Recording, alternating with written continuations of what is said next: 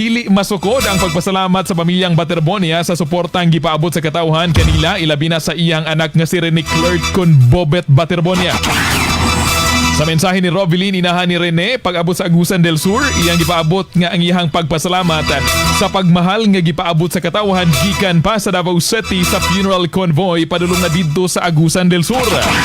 Matod niya ang suporta sa katawhan ug ang kusog gikan sa kahitasaan. Ang iyang rason nga mopadayon alang sa iyang nahibiling unom ka mga anak. Atong maminawon ang tipik sa pamahayag ni Rovelyn Baterbonia. Ikan dito sa Davao ang Lodiri, na-appreciate na ako ang tanan, ang pangga sa mga tao sa akong mga anak. Dili labrim, nawalaan ko og anak, pero inyong ipakita sa ako ang magindog yapon ko diri para sa akong unong anak.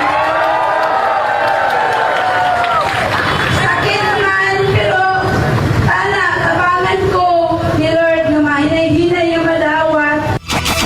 Dugang sa inahan nga wala siya nagtuo nga ang tibuok nasod ang dipaabot sa ilang suporta kang Rene.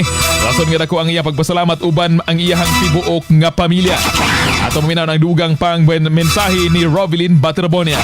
Murag giluod kita kung una-una tanan. Gikan sa 1-year-old hangtod 90 years old.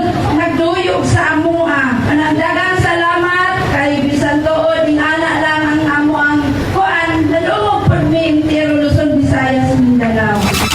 Kagahapon nagtapok ang mga tao daplin sa karsada, bitbit ang mga tarpaulin, mensahe og dungan nga gisinggit ang pulong MVP. Ingon man ang singgit nga hustisya nga makabot sa pamilya. Karong adlaw magkasama hangtod alas 12 unyang udto, eksklusibo lamang una ang pagtanaw sa haya sa ilang pamilya. Ug unyang alauna sa hapon kasama abihan kini alang sa public viewing.